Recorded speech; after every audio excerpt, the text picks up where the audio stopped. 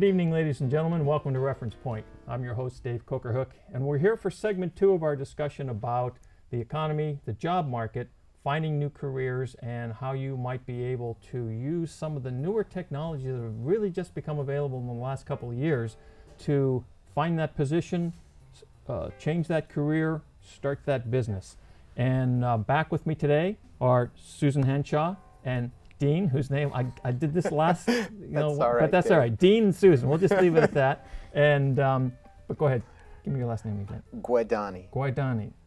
As many times So as simple. it is easy. It is easy. But anyway, Susan and Dean are back again to talk some more about this. Now, where we left off from the last segment, we were talking more about how individuals might be able to take advantage of the technologies, and that they really need to identify their value proposition and make that available to people, and that the blogs and tools like that are ideal ways to be able to make that happen. Well, what we wanted to talk about this segment is more about some of those specific tools, and then Susan, some of the work that you do specifically to help people through the process so that they can come to grips with this, because it can appear to be mysterious, overpowering, scary, and that sort of thing. Okay. So, where should we start first? Well, do you want to talk about the tools, or do you want to talk about the process? Let's talk about the process, because I think the tools will fit into the process. Yeah, does that make sense? Absolutely. Okay, so yeah. let's start with the process. Okay, well, the process really is all about taking control of your career and deciding for yourself what you want to do, and just giving yourself permission to go for it. Now, you guys do workshops and seminars and just public meetings and stuff like that to talk to people about this sort of thing.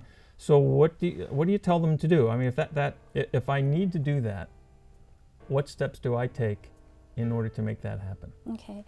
Well, you take a look at yourself, you take a look at your background, and get an understanding of what you're good at, what you like to do. Look at other people that you know, and just identify jobs that you would love to have, and truly give yourself permission to create that job, rather than feel like you just have to get stuck in something just because you've been doing it for a while. I think that's the key. Give yourself permission is a great term, because people will tend to define themselves by what they do.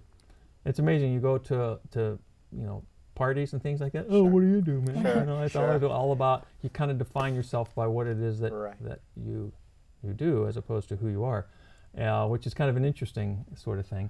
So I'd like to add to that. I'm sorry, but if I may Please. add to that, and that's such an important point, because what you're passionate about really can drive how you feel about what you're doing. And what people miss oftentimes is they look at particular jobs in a field and they say, I want that. But the reality is if you have a passion for something, whether it's a sport or politics or what it may be, you can create a niche for yourself. And we help people do that. We start to show them you don't necessarily have to go for the job that you believe is out there. There may be other ancillary jobs that are fitting in between that you don't know exist. Right. So you really need to research and really take a full look at a field that you're interested in. And what if that field requires that maybe you have some kind of expertise that you don't yet have, education, credentials, whatever? Well, then you research the credentials that are necessary, and then research the opportunities for that credential, and then go for it. There's really nothing stopping you back but yourself. Yeah. This isn't, I'm sort of devil's advocating these questions a little bit, because this is not a rocket science kind of thing, okay? Sure, It's not sure, that complicated. sure. But I think we tend to get, I don't know, we put the barriers up for ourselves, and you get that kind of like tension in the pit of your stomach when you're stretching out to try to do something you haven't done before, and you think, well, what if I screw this up? Right, I mean, I know I can do this because I've done that, even though I hate it, And that I think a lot of people suffer through that. Right, right. This is a time, I think, one of the things, you look at circumstances that occur. Right now we have an economic challenge in the United States, all right? A lot of people are out of work, and the predictions are that more large corporations are going to lay people off and whatever. So you can either look at that as oh my God, the world's coming to an end, or you can look at that as an opportunity. because maybe, just maybe, you're going to be happier, more productive, and find a more fulfilling career, and actually a more financially rewarding career if you move in the direction of something that you're real excited about and that you have a level of expertise in. Absolutely. I believe Absolutely. that's true. Well said, and that's really it. Along the way, and Susan's taught me this, is that the attainable goal, if it's broken down, and we've all heard this before, Right. but as you begin to add to your knowledge base, there's a confidence level that begins to grow. When you see that you start to understand something, you're able to take each step a little bit quicker and a little bit more excited because you're beginning to learn something. And if you have that passion, like we're discussing, for that particular field, then that fuels your desire to get through and get done and also learn along the way. So it's those little incremental steps and that knowledge that really becomes the support that you need. So when you guys go to these speaking engagements, I know you're invited to come in by corporations and groups and whatever to talk to folks who are confronted with this reality right now. What kind of response are you getting? Are they going like, are they getting glassy-eyed and they can't deal with it, or are they recognizing the truth behind what it is that you're telling them and getting excited about a way forward? I'd say more people are not getting excited. I think more people allow themselves to get stuck by the fear. And, to that, I say, when you feel an obstacle holding you back from what you really want to do, just identify what the fear is or what the belief is. Just really get clear on what's holding you back, and then coach yourself to come up with a solution for getting beyond that. Because it really is all about mental obstacles. Sure. And so when you identify the obstacles, then you can tell yourself, okay, what can I believe differently about this to enable me to take a step forward. It's all it all starts up in that, what, Absolutely. 6 or 7 inches up there, I guess, which is a whole other topic. But I think that the value of that is very real. I mean, we tend to, we talked about this earlier, you define yourself by what it is that you do, and that just tends to create your vision of the world, okay?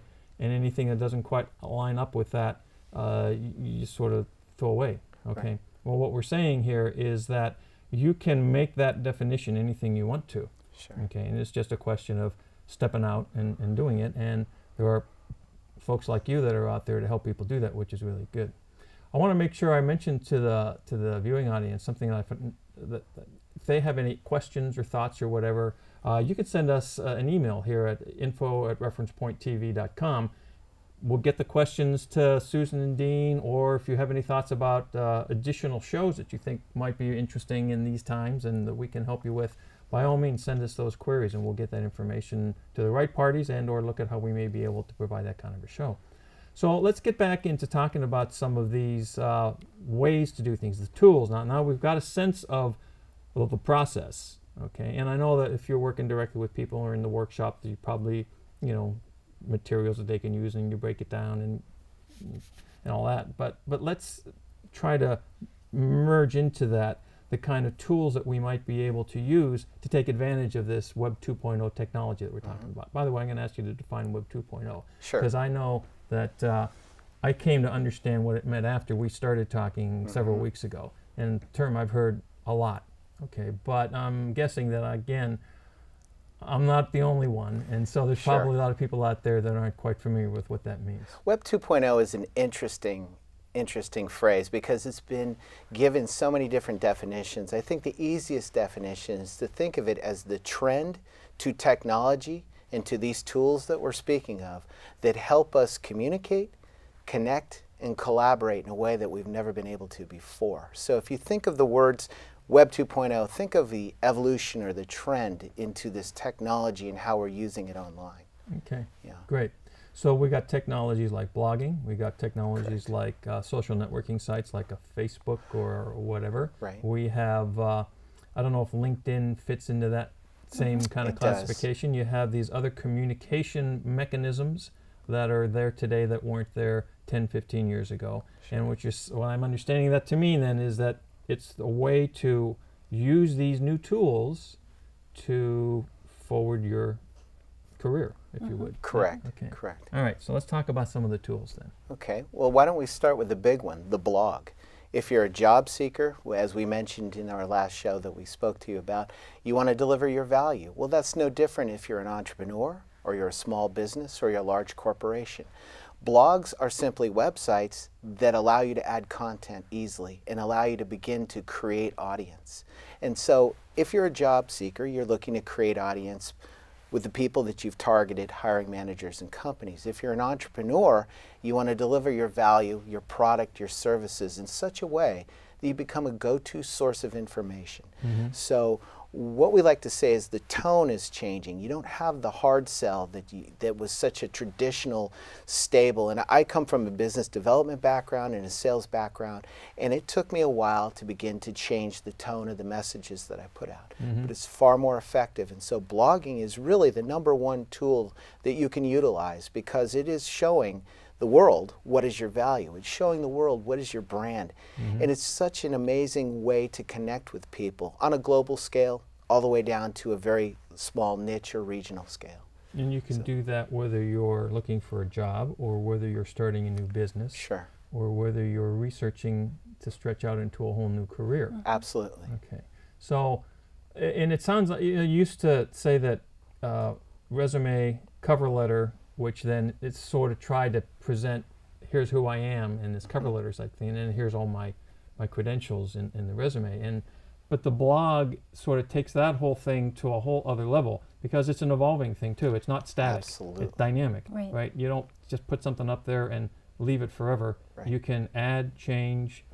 As you learn more, you can add more to the message that you're up there or change the message on an ongoing basis, okay? So now I've got my blog, which is kind of cool. How do I further that with what other tools are out there that I can use in conjunction with that to help me achieve my objectives? Well, the other powerful tool for job seekers now is LinkedIn. LinkedIn is a business networking site. There's over 32 million professionals on LinkedIn. People need to think of LinkedIn, their LinkedIn profile, as their online resume. And it's actually even more important than a resume because a resume is, the reach of a resume is limited to the number of people that you send the document to. Sure. But a LinkedIn profile is your 24/7 virtual online presence. Anybody searching for the talent that you have can find you. Now, LinkedIn is not brand new. It's been around for quite some time. Now, Right. has it always had this kind of power that you're defining that it has? Because I've known of it, and I've known people who have had LinkedIn profiles for whatever reason. Oh yeah, I'm there, but I haven't done much with it. I haven't. And so what I don't know if it's that we're not using it right. Exactly. Right. Or okay. Exactly. Right. Exactly. You hit it on the head. I'm sorry, go ahead. I think there are two mistakes that many people make on LinkedIn. First, they put up a bare bones profile, that has nothing about them. And secondly, they just collect connections and they don't have a networking strategy. So that's what our work is all about, is helping people to understand the effective strategies that they can implement. You've just defined my usage of that thing, because I've known it's been up there for a while, and I'm on it, but I haven't done anything with it, which is real interesting to me because I am very cognizant of the value of networking as a mechanism. I try to communicate regularly to people that I know, that I've worked with in the past, business friends, personal associates, whatever it happens to be, because I want to know what's going on. I want to try to let them know what I'm involved with and all that sort of thing. And what you're telling me here is that LinkedIn is an existing tool set that anyone can use that will allow them to do that, what I just defined, but even deeper than that. It has other functional capabilities that, from what you've told me, sound pretty powerful. I think one of the things, Dean, you mentioned in the last segment was it's possible if you're up there and you have your blog or you're putting information on someone else's page or whatever, to enable the link to come back so that people can come to your profile and find out more about you if you've piqued their interest. Right. Blogs have fun little buttons called widgets. And LinkedIn has their own widget, which you can place on your blog that says, come see my LinkedIn profile. That acts as a direct portal. It opens up that opportunity funnel from LinkedIn back to your blog, and from your blog over to LinkedIn. And so there are a number of strategies that Susan and I have tried to talk about and help people with. A very powerful strategy are the number of groups that are on that are so accessible and really fantastic places to network. Also, the question and answer section for LinkedIn is an amazing piece that people can use to showcase their talent, showcase their expertise, get advice, make people aware that they're out there. So one of the things that, I want to talk about this a little bit more, one of the things that was an impression for me, which maybe for other people too, was that this kind of a network, it's just for me and other people like me who just kind of want to know each other or whatever. But I think you said something earlier about how companies are using that tool, and they are actually going or vetting candidates to a certain degree by checking out that information. Is that? Yeah, there's an amazing article that was written by Computer World. It was about a survey that was done by careerbuilder.com. The article is called 1 in 5 Uses Social Networks in the Hiring Process.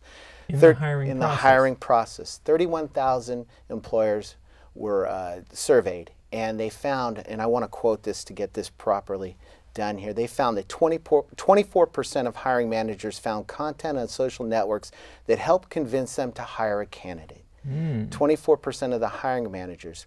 An even more interesting quote was given by Rosemary Hafner, who's a vice president of HR for CareerBuilder. And she says hiring managers are using the internet to get a more well-rounded view of job candidates in terms of their skills, accomplishments, and overall fit within the company. What people now think is that most of these companies go out and perform due diligence. The reality is they're now beginning to look online, and they're looking for value, and that value then becomes the reason why they want to hire a candidate. Which is real interesting, because that tells us that the internet can be a powerful tool for you, or it can be your worst enemy if you're out there partying with a lampshade on your head. Yes, or getting photos put up on lampshade or something else. Exactly, Absolutely, right. You could be in trouble. Right. So if hiring managers are using the internet as a means to find out what it is that this potential candidate has done, then that means that people have to be thinking about, what can I do to put forth some information out there that's accurate, okay, that reflects who I am and what I can do, so that when these people are doing this search thing, they'll find that out about me. Okay, very cool. And then I guess that also means that you have to take personal responsibility to not act like an idiot most of the time. Because it's interesting these days, you know, I mean, those cell phones have not just cameras, but video, and that stuff's up on YouTube, you know, and everything. You just can't get away from it today. We've seen examples of it in a number of the different social media tools, that what you say oftentimes is going to be monitored, and if it's not monitored, it will show up online. So you definitely want to make sure that the messages that you're putting out there are business-like and they're correct in how you want to be. I think that's a good thing, viewed. you know, because Absolutely. it just gives people a sense of responsibility, I think. You know, you take a little responsibility, and then you can present yourself well. So if I've got a business opportunity, I'm looking to change something, I can use the mechanism to go out there and put out information. Now, if I'm starting a business, and I want, where do I don't want hiring managers looking for me. I want prospective clients or customers to be looking for me. And how do I facilitate that through something like LinkedIn? Well, it's the same process. It's about learning the networking strategies. It's all about keeping yourself top of mind to your networking. I mean, Dean and I have gotten business from LinkedIn just by the way that we implement these strategies. So by updating the magic, there's a box on LinkedIn that says, what are you working on? And when you update that box, every person in your network can see what you're working on. So it's a very effective way for you to communicate to your network, what you're involved in. And if you do this regularly, then your name shows up on their network updates every single day, and so you're staying top of mind constantly. And when a need comes up, when they hear about a need that is aligned with what you do, then referrals can come your way. Part of that's very powerful. There are what LinkedIn calls applications, and that allows you to stream your blog live into your profile page. So if somebody's going out and they're looking and they're doing due diligence and they're looking to hire Dave for your new entrepreneurial business that you have, they're going to go out and look to see, have you written a blog? Have you written anything about what you're going to do? Are you offering value? And LinkedIn is very good at providing the tools that you need to show that. Your blog then is the centerpiece or hub, so that if somebody finds you on LinkedIn, they're going to go back to your blog and they want to read about what it is you have to offer and what you do. And so that they very much have a synergistic relationship. And we've talked a lot about LinkedIn, but there's so many other social networking sites. Some of them are more fun and gamesy, I guess, but there are others. Plaxo, I think, is another one that tends to be business oriented. Does it make sense as a strategy to involve yourself in more than one of these, or should you focus in on? That's the $64,000 question you're asking. I think what happens is there's something called social media fatigue, believe it or not, and people go out and they try and put too many profiles and too many pieces together. We're strong believers that you can utilize LinkedIn, your own blog, and then you can utilize a micro blogging platform called Twitter to deliver your messages. Many people, including companies, utilize Facebook. I think it's up to the individual. You mentioned Plaxo. Plaxo is an excellent site, but I think LinkedIn covers it, and I think it's got more functionality for what I like to do. See, I think this is a relevant thing for us to be talking about. Absolutely. Because there are so many things that you can do, places you can go, and there's more coming up every week. Absolutely, there is. And you can get so dispersed that you're not accomplishing anything. And I think the point you made is really relevant too. If you get yourself involved with so many of them, how do you maintain them and update them and keep them all synchronized? Because then you've created a whole other job for yourself. You can. Making sure that all of your social networks are relevant, and that can be sort of create a negative situation. Okay, so we know that we have what we need to do, how we should be looking at determining what it is we want to do, recognizing what our obstacles are, finding a way to get through that, determining what we might need in the way of either education or credentialing in order to position yourself positively in that new career you're looking for. We know that you can use blogs tied into LinkedIn and Twitter as primary tools for being able to get the message out. So now, what can can you give us some real-world experience here as to how this, what results people can actually get from something? I know results different from person to person, but if you really apply yourself to something like this, what can it accomplish for you? Well, I think that there's a number of different strategies. I think one is creating what I like to call your own intranet, which essentially you're going out and you're utilizing your blog as your centerpiece and where you're going to deliver your value. You're going to deliver that value into different sites such as a LinkedIn, such as a Twitter, as a way to showcase what you're doing. And then you're also going out and you're tying into maybe a mass media sites, 4 or 5 mass media sites like the Washington Post, New York Times, the San Francisco Chronicle, and you're looking at their blog, and you're looking for whatever your niche may be, and you're looking for the people who blog on those sites in that niche. And so you're leaving behind comments, you're leaving behind these links back to, it could be your link on your blog, it could be your profile for LinkedIn, it could be an article that you put up onto Twitter.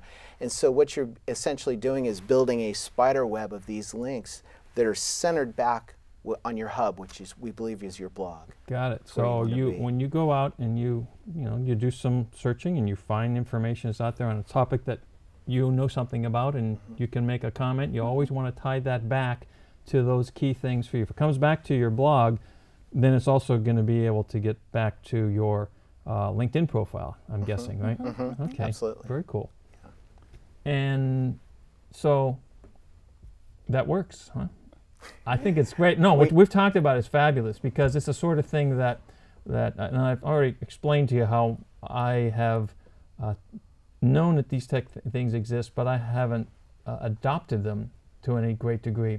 And what's exciting about this, though, is that you're seeing incredible results. I mean, I was reading your book. You have a book out called Archtect, which is the name of your company.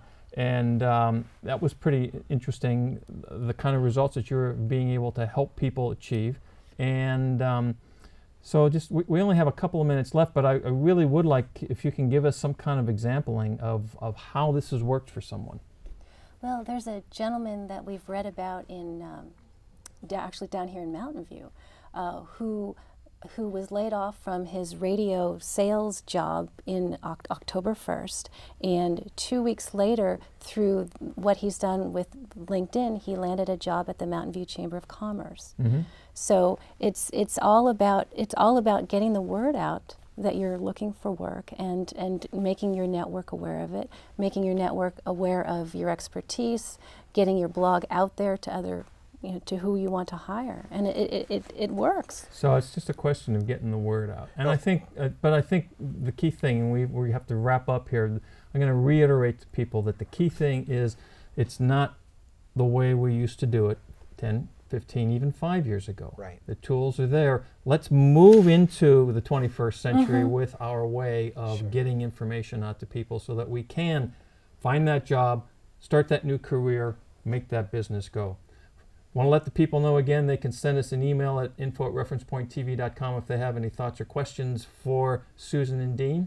But out there, we would appreciate your being here. Susan, thank you for coming. Thank you, Dean, Dave. thank you for being here. Dave. We really appreciate this. I think this is very important information for people, and I hope they take it to heart.